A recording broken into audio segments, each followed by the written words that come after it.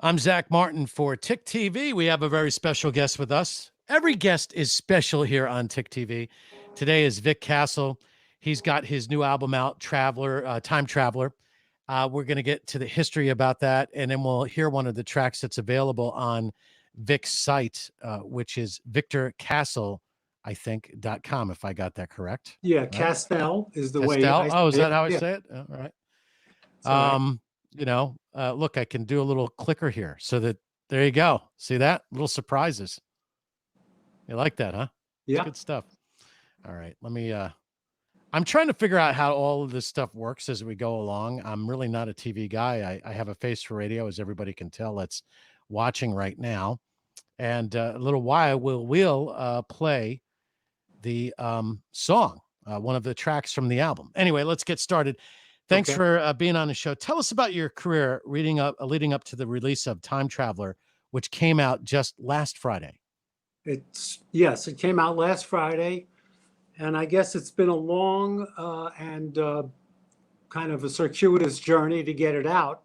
I started writing, I guess, in the 70s, and when I came up with the tunes, part of the album, and then as I progressed through the eras of music, always being a player and a performer, I amassed a group of songs, and I felt that I didn't want to neglect them any further.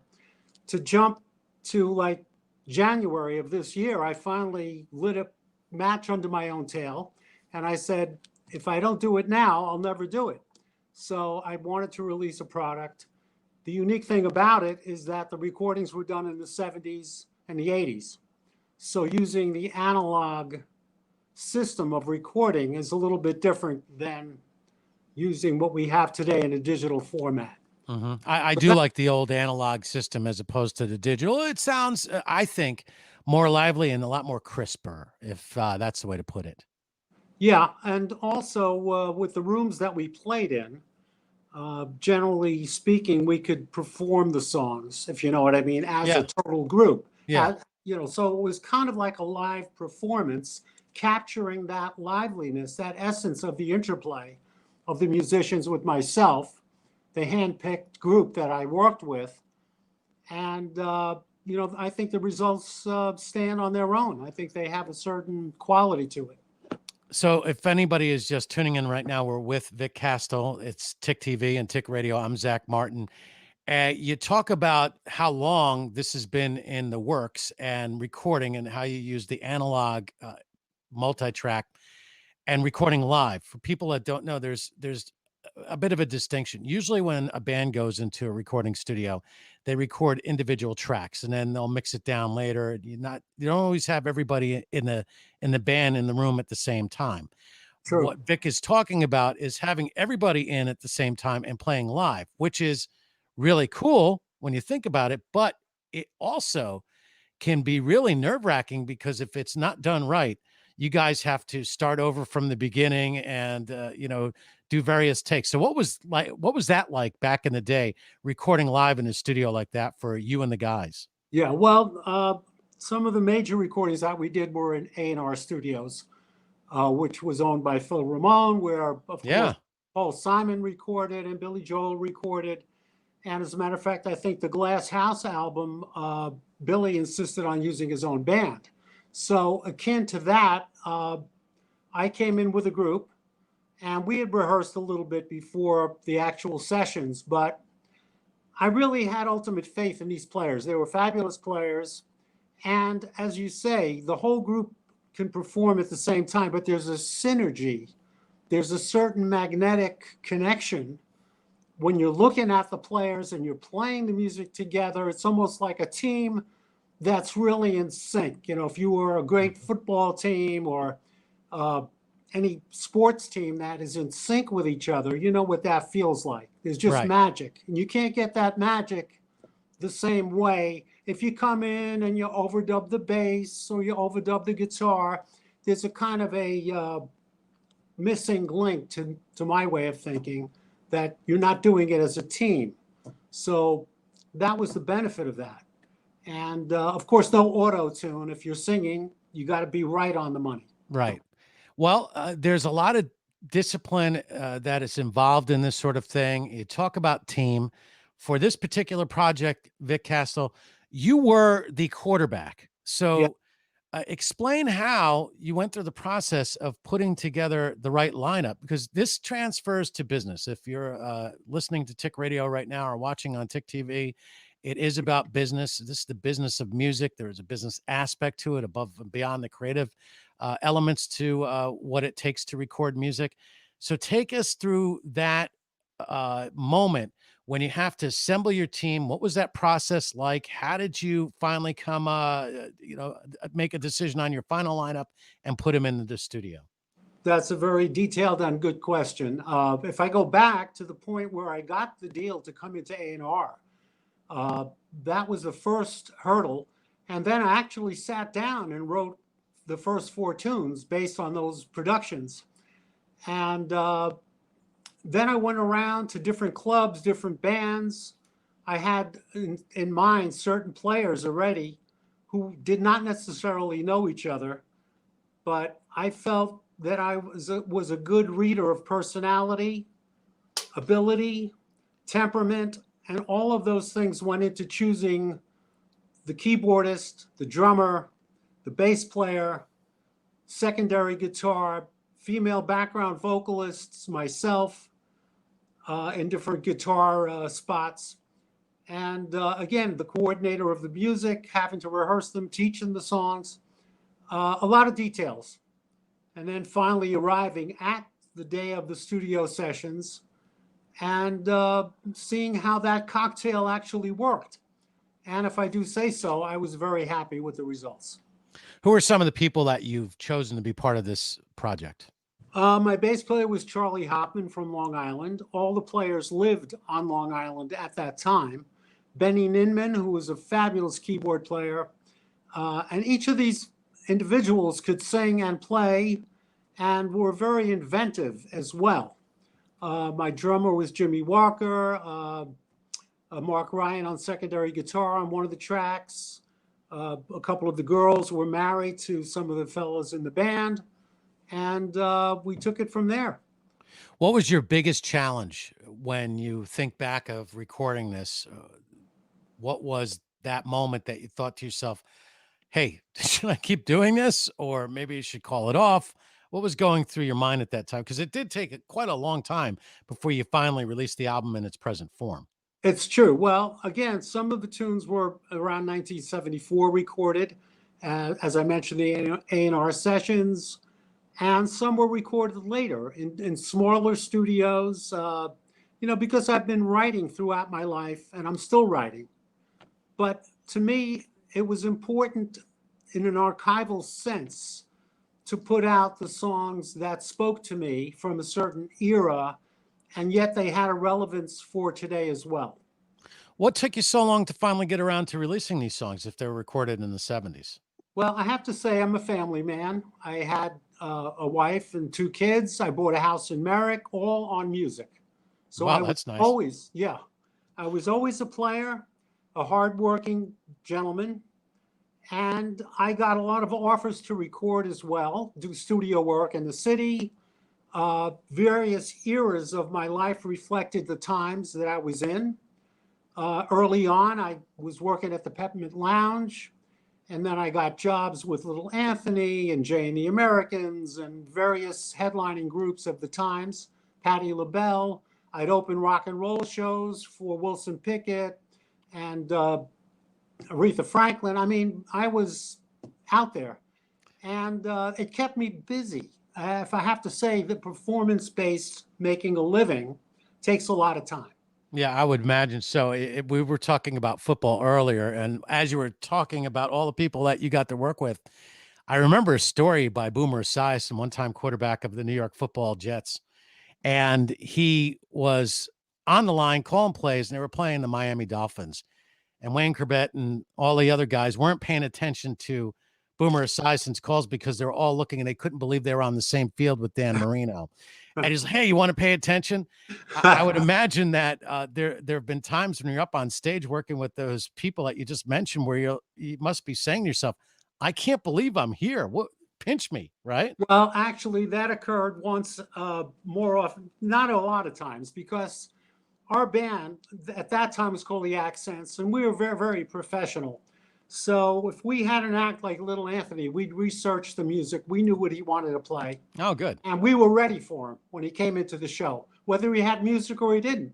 And the Drifters, many, many times, uh, Gary U.S. Bonds would ask for us because he knew we were that professional. We could back him up and give his show a great sound. We worked with Screaming Jay Hawkins. We worked, Wow. you know, Wow. if I go back, I mean, come on, Screaming Jay Hawkins. I put a spell on you. yeah, yeah, he had the coffin on stage. Oh, that's tremendous. I've only heard the music. I've never actually seen Yeah, him in yeah, concert or anything like yeah, that. Some of the things you're talking about does transfer to business. One important thing you mentioned is researching your client, right. the person that you're going to work for. A lot of people, I think, that's where they run into problems. It's an Achilles heel by not Mhm, doing your due diligence, what I call business intelligence, gathering the information so that you know what direction to take it in. mhm, So the reason why I like to go outside the business world for TIC TV and TIC Radio is because you will inspire business people to think mhm. differently about Yeah, how they work. And the other thing is too, if you can relate learning, work, or even uh, music to a passion of yours, then it's just more fun. It makes it more absolutely, enjoyable. Uh, absolutely. on your career sheet I have in front of me, I was blown away by this. Tell us about your relationship with Curtis Blow. Well, actually, to me, it was a studio gig. I ran into their producers. We started talking, and they said, are you available to come in for a date? We have a specific guitar part we need you to do. And Curtis was in the studio. I introduced myself to him. He seemed very cordial, nice young man. Uh, and, we went to work because that's what you're getting paid to do. That's So, phenomenal. When you sat down and I guess you're picking up your guitar, you're thinking, Curtis Blow, how's this going to work? What does he want me to play? Take us well, through this that. this was, he was early on in his career. I believe it was Prep Street Productions that were backing him and producing his records at that time.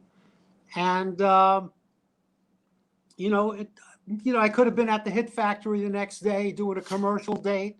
So you take it in stride because it's part of what you do. Uh, Let let's move over to Time Traveler. The new album was released last week. I guess you called it Time Traveler obviously because you recorded it so long ago and had stuff in the can, and then I guess at one point, did you take it out of your archives and start working on it again? well, I listened to the tunes again to make sure I could pick out of my catalog what were the best representations and what tunes spoke to me. Okay. I like to think I'm an optimistic person. I have a positive message, and my tunes reflect that. And so uh, these are the tunes that I chose. I'm the artist on all these songs. I wrote all these songs, and two collaborations, but mostly by myself.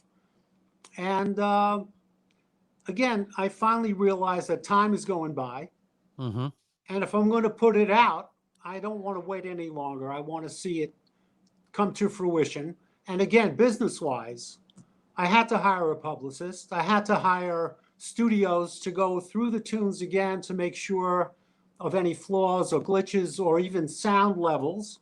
Mm-hmm. And then I had to get a graphics artist involved so we could package it. I mean, all those business things have to take place. So I would say, in light of business, your ideas are great, and that's the spark of imagination. And then comes the work of perspiration, where you've got to work on the details and make it come out. And I have to say, it's the same with songwriting. We have But a little bit of the artwork behind us right now. Obviously, look, I don't have a TV producer under the circumstances being locked down, COVID-19.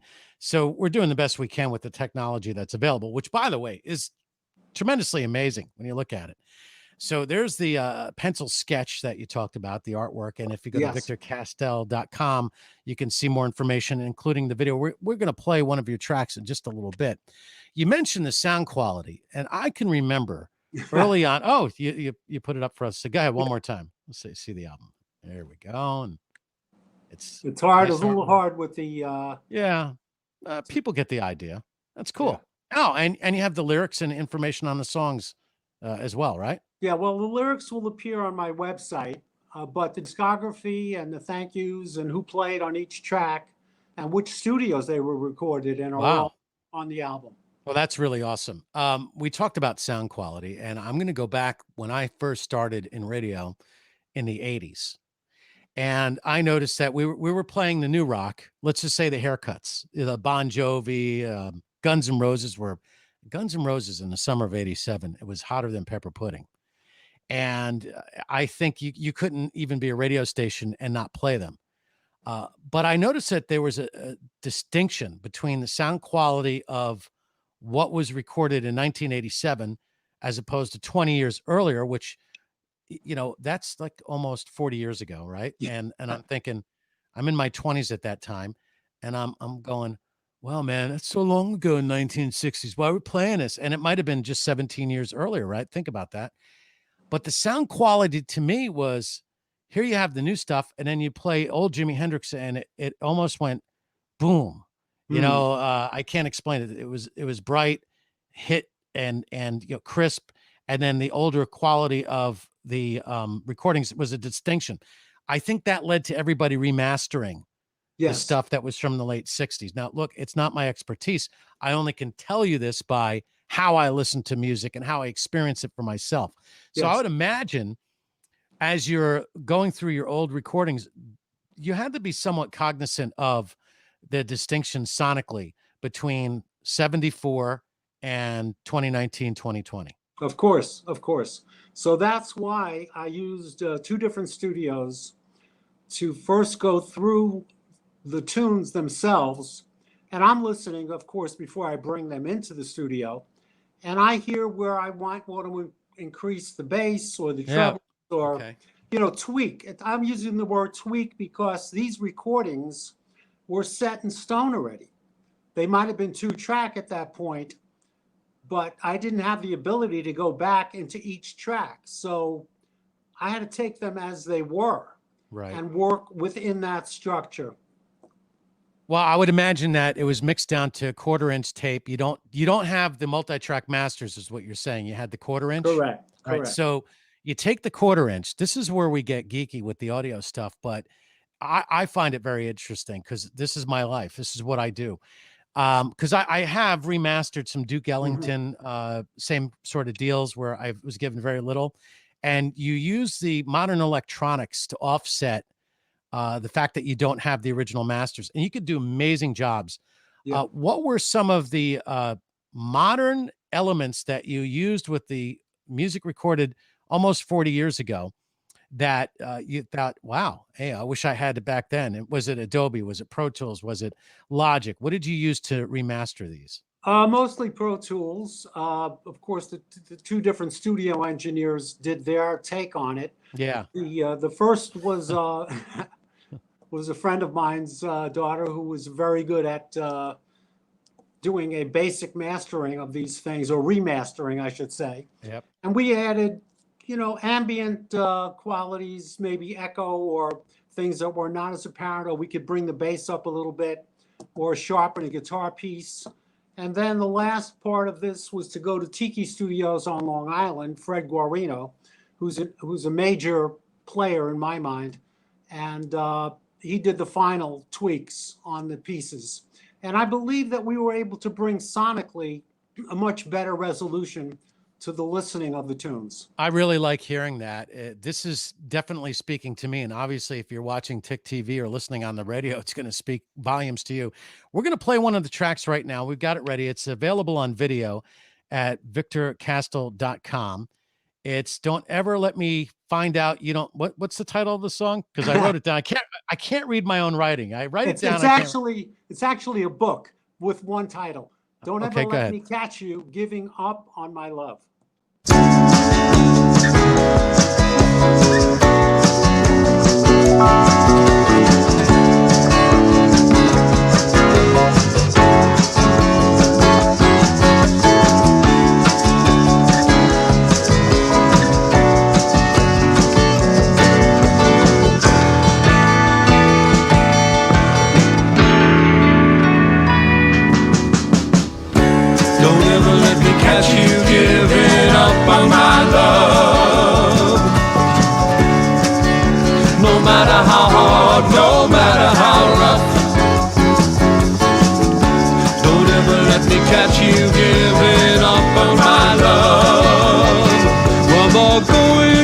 gets tough, when you've had enough,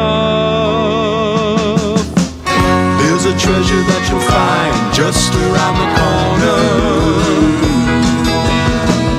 When you give it all you feel and you're just about a goner.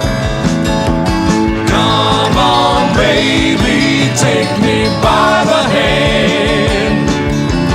Don't you know I want to be your man? And take a stand. I can't live without your love. I pray to the stars above. You're the one that fills my heart with love.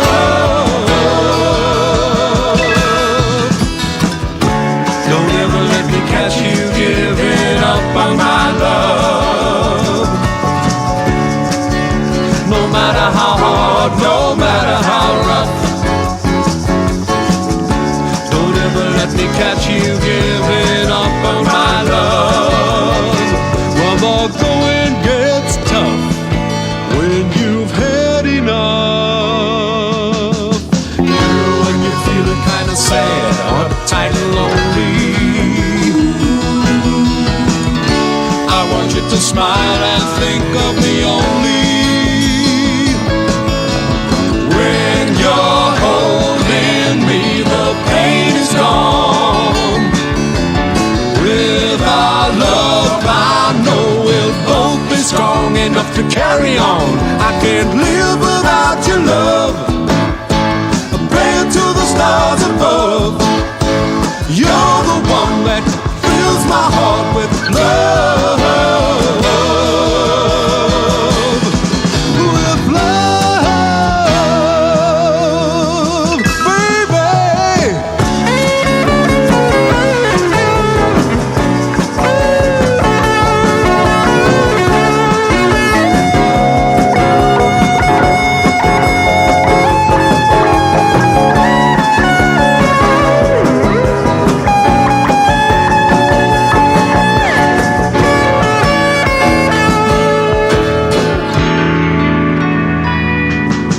Don't ever let me catch you giving up on my love.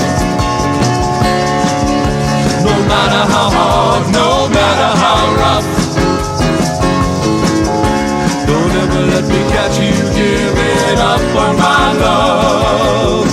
Well, the going gets tough when you've had enough.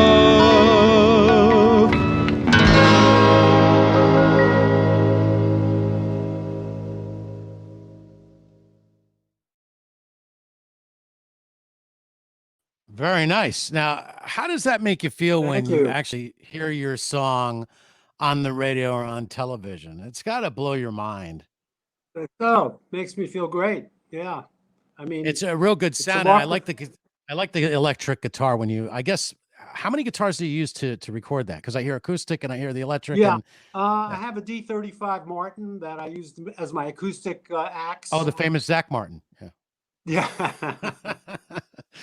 And I brought my Les Paul, a gold top, to do that solo in, which actually I plugged into a twin reverb, Mhm. which was locked away in a vocal booth so I could crank the heck out of it and not have to be part of the volume problem of having an amp that loud. But I needed a certain overdrive and clarity at the same time. And I was very happy with the sound. Yeah, you knocked it out of the ballpark. I can only imagine as you're recording live in 1974, where you have both guitars on the stage, and I guess you were so used to going back from acoustic to electric, I get you didn't even give it a second thought, did you? Because I would have been like, let me just have this thing. I got all these, I get a little bit nervous probably having to know I Yeah, had to make this. well, I pride myself in I prepare a bit of the ideas for a solo, but every time I get up at bat to do one, Mhm. there's an originality to it. I can't necessarily say that I planned every note out, and a lot of it is just improvisational. Yeah, I would assume that that's where the art comes in. There's only so much that you can teach somebody, and then they have to take it up a notch on their own and interpret what's going on around them and have that feel and characteristic to it. And again, this is how it applies to business. I remember the old video. This is why we lift those weights, gentlemen. Bill Parcells on this. This is why we do this. Yeah. This is why you spend so much time prepping and learning and practicing over and over in your mind. Yes. You probably did practice in your mind exactly how it was going to work while you were in the studio.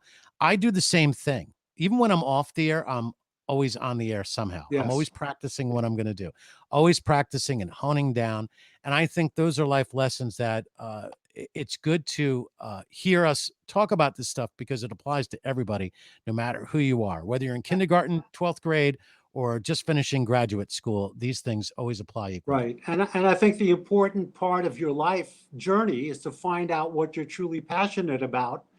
And if you're lucky enough, you make that your life's work, and the time just runs. It just goes so quickly that you really don't have enough hours in the day.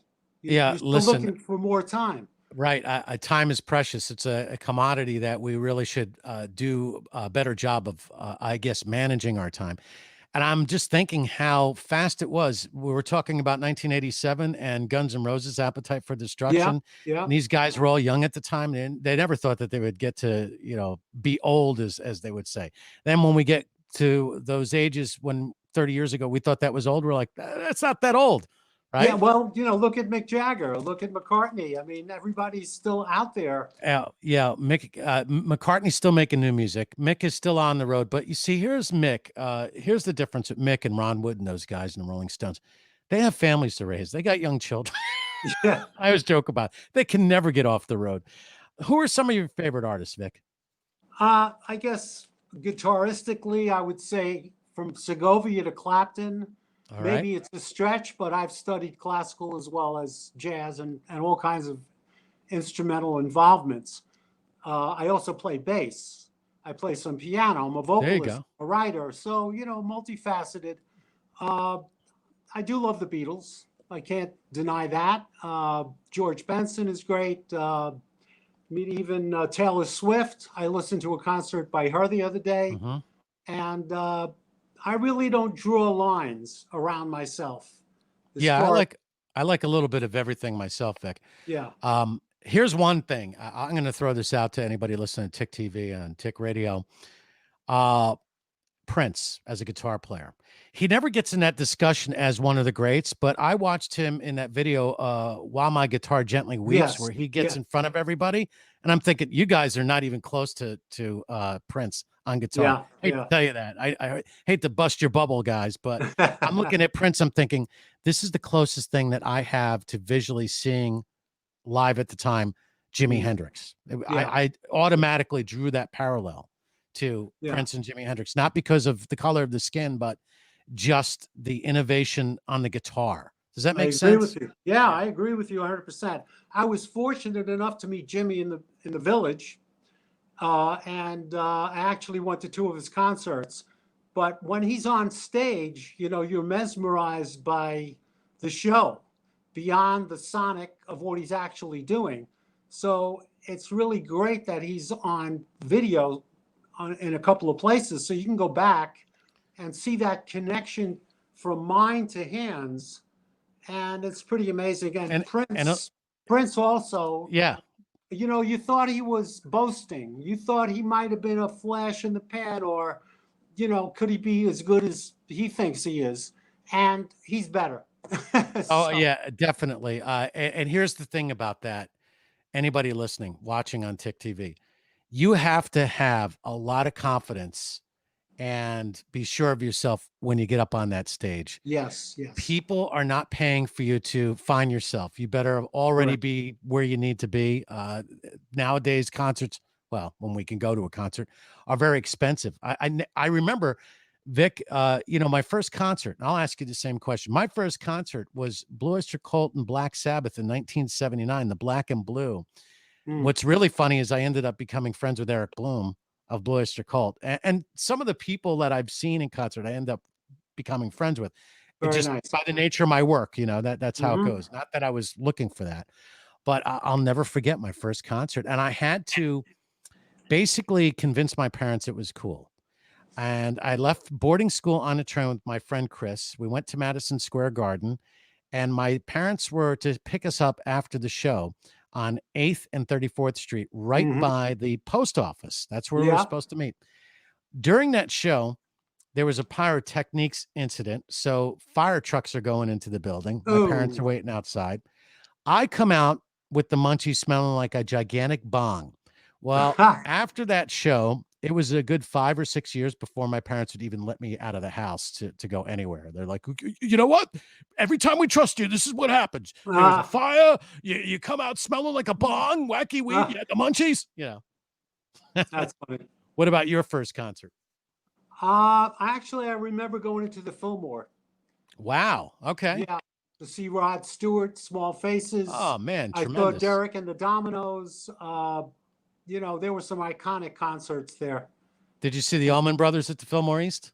Actually, I saw them at the Beacon several times. All right, cool. All Yeah. right. So you've seen the Allmans live. You've done all of the things that a New Yorker should be doing. If the Fillmore is open, you go and watch a couple of concerts, and then and then it's the final question, and we'll give everybody the website where they can go get the record and more information. Listen to me. Thank you. And any other information you'd like to add to that.